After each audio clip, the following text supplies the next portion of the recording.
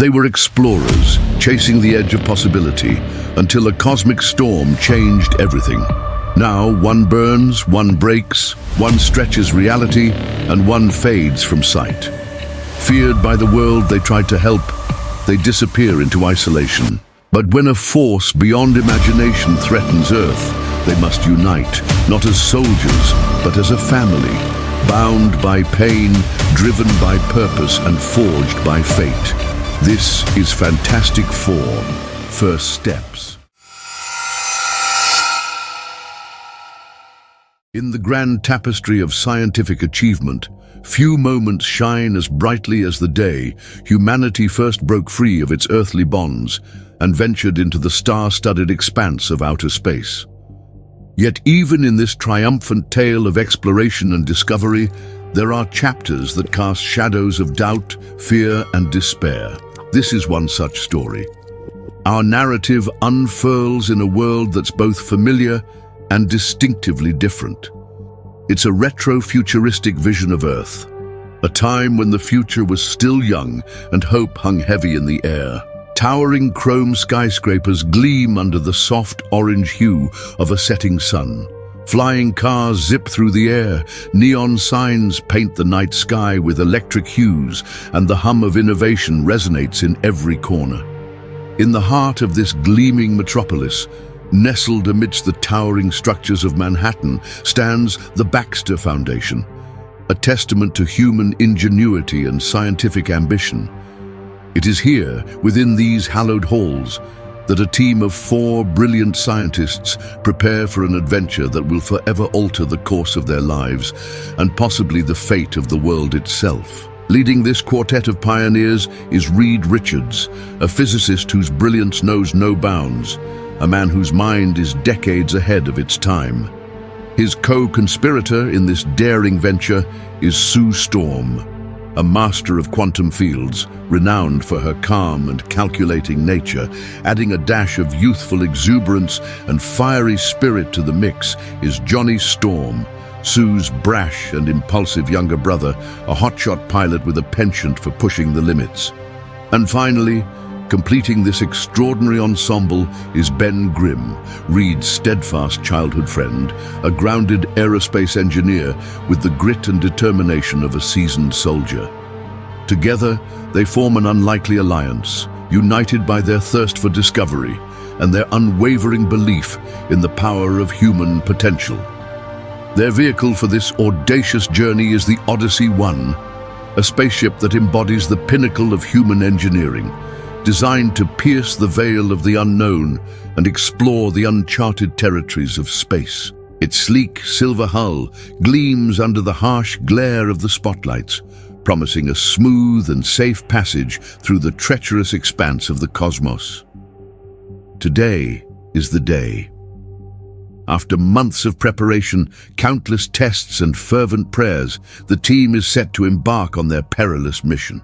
As they settle into their seats, the weight of their journey settles upon them.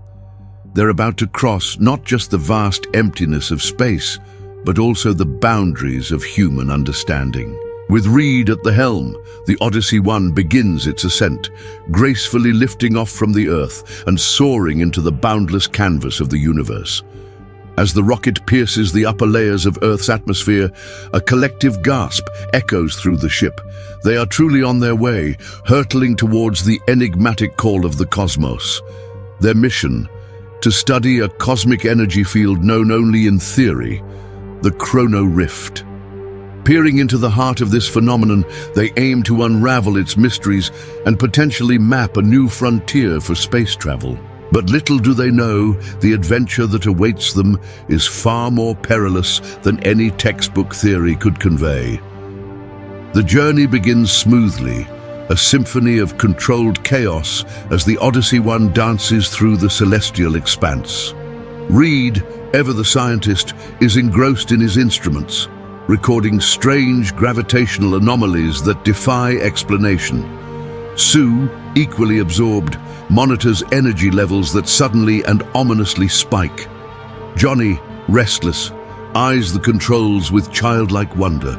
And Ben, ever pragmatic, checks and rechecks the ship's systems, a silent prayer on his lips. The hum of the ship is suddenly shattered by a cacophony of alarms. A monstrous energy wave, a living storm of glowing particles and distorted time, engulfs the ship. The chrono rift, instead of the theoretical veil between dimensions, is a roaring monster, a maelstrom of cosmic energy that threatens to tear the very fabric of their reality. Within the Odyssey 1, panic threatens to grip the crew as they're bucked like a leaf in a tempestuous storm. The chrono rift, initially a scientific marvel, now presents itself as a terrifying adversary. The ship shudders violently, caught in the throes of an unseen force that distorts time and space alike. Reality warps around them. Seconds stretch into agonizing minutes. Lights flicker and voices echo across milliseconds. The ship groans under the intense pressure, threatening to fracture under the assault of the uncharted energy. Outside, the once orderly cosmos seems to writhe in agony, mirroring the turmoil within the ship. As the Odyssey 1 begins its tumultuous descent, it plummets towards Earth, crashing back into the familiar atmosphere after its brush with the bizarre, terrifying realm of the chrono rift. Smoke fills the cockpit, the acrid scent mingling with the coppery tang of blood. The crew, battered and bruised, struggles to come to terms with their harrowing experience. The once pristine white hull of the Odyssey 1 is now marred with scorch marks and gashes, a testament to the ferocity of their cosmic ordeal. The landing has been rough, to say the least. The ship is now a jumbled mess of twisted metal and shattered glass, half buried in the wind-scoured sands of the Nevada desert. Miraculously, the crash hasn't completely obliterated the ship, nor extinguished the spirits of the crew. Despite their shaken nerves and aching bodies, they find themselves alive, and in the face of the unknown, this is a victory worth celebrating. But the elation of survival soon gives way to the stark realities of their situation. Trapped, injured, and deep in the desolate Nevada desert, their ordeal has only just begun. The days that follow are a blur of confusion, fear, and isolation. The full extent of their injuries slowly reveals itself, turning their triumph into a tragedy. The crash, the exposure to the chaotic energies of the chrono rift, it has fundamentally altered them. Reed, already grappling with the guilt of what has transpired, finds himself physically transformed. His body begins to stretch and contort in involuntary spasms, his limbs elongating with agonizing slowness, almost as if they're made of elastic. The walls of his cells start to thin. His muscles stretch and distort, making his body appear increasingly skeletal and alien. Sue, the picture of composure and control, starts to flicker in and out of existence. Her body, now semi-transparent, reflects the turmoil within. Every strong emotion, every surge of feeling makes her fade further, teetering on the edge of total disappearance. Johnny, the fiery hothead, now finds himself literally on fire. Unable to control his own body's reaction, he combusts at will. His skin becomes a raging inferno, scorching and searing, reflecting his own inner turmoil.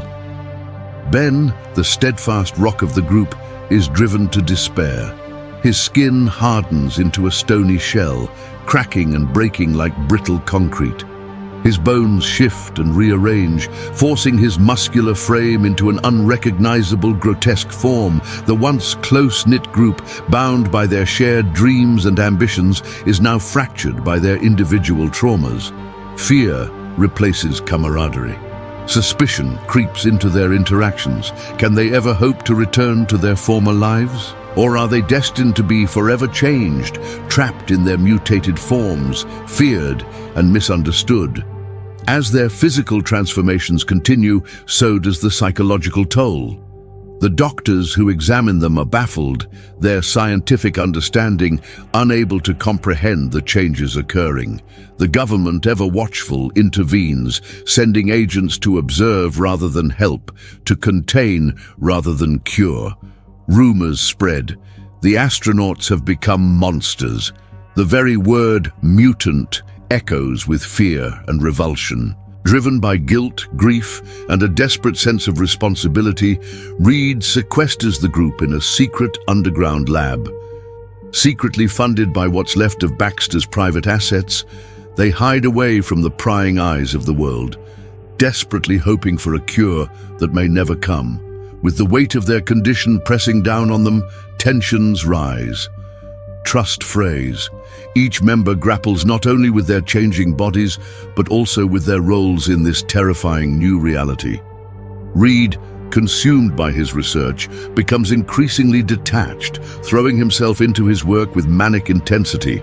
Sue, struggling to maintain her sense of self, withdraws into herself, battling to keep her emotions in check, afraid of the consequences of fading away.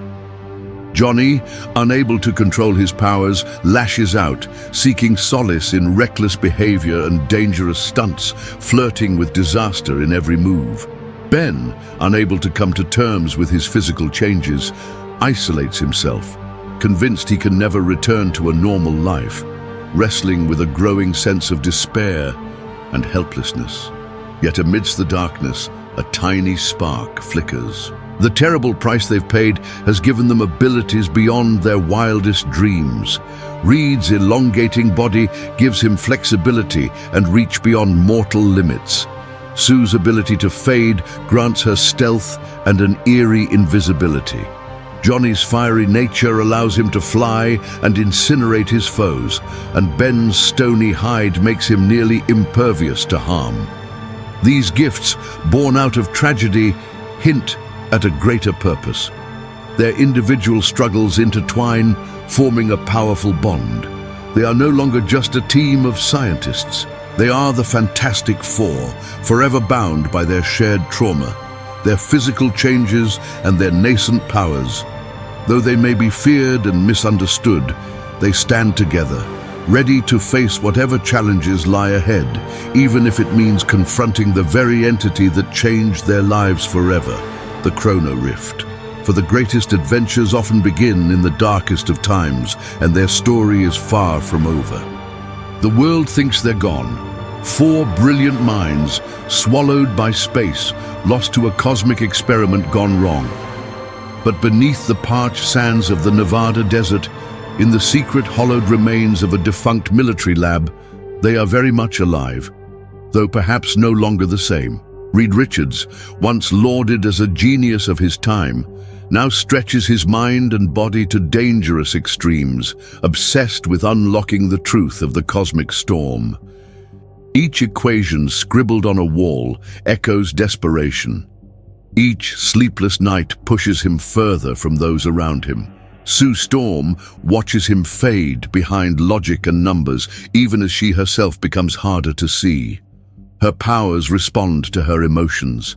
Invisibility creeping in when she feels forgotten, force fields flaring when she needs to protect, often from the people she loves. Johnny Storm, bursting with youthful arrogance and a taste for adrenaline, refuses to be hidden. He defies Reed's caution, slipping into the night sky, a comet of flame carving through the clouds. The world begins whispering of a fire ghost. He loves it, until the fire begins whispering back. He's faster, stronger, but the line between control and combustion thins with every flight. Ben Grimm, transformed into a being of stone, is a silent storm. Where once there was laughter and loyalty, now stands bitterness, aching loneliness and raw strength. He avoids mirrors, avoids words, avoids hope.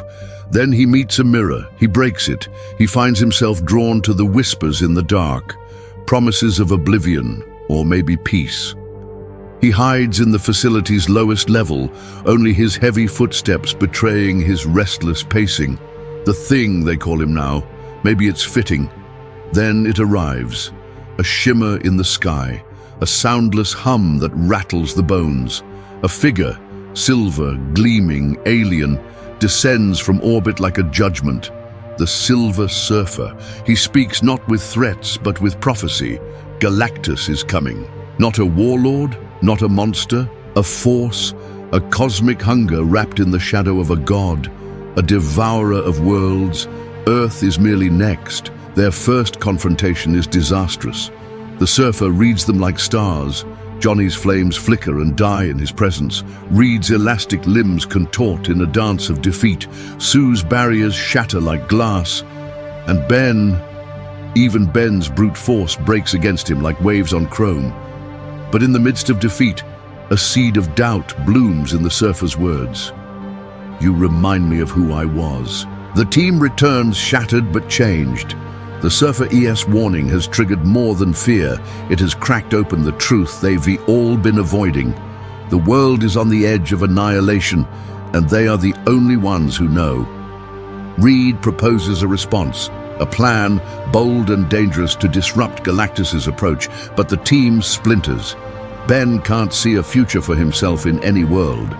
Johnny resents being told to stay hidden when he feels powerful for the first time in his life. Sue is torn between holding everyone together and being torn apart herself. And Reed admits he doesn't have all the answers anymore. He just knows that running won't save anyone. Tensions explode. Johnny storms into the upper atmosphere in a blaze. Ben disappears into the desert, wandering under the stars, silent. Sue, overwhelmed, lashes out, literally. Her emotions trigger a pulse that knocks out power to the entire lab. Reed is left alone, the weight of the universe pressing on his shoulders. And for once, even he feels small. Then light. Sue returns. Quiet, resolute. She's not just fighting for survival anymore. She's fighting for a future, a family. She tells Reed what she's been hiding. She's pregnant. Against every odd, in the aftermath of cosmic chaos, life has taken root. That single truth rewires everything. They're not just anomalies anymore, they're legacy. One by one, the others return. Ben, weathered but not broken. Johnny, scarred from a flight that went too far, now humbled. They don't speak of what happened. They don't need to. Reed lays out the plan.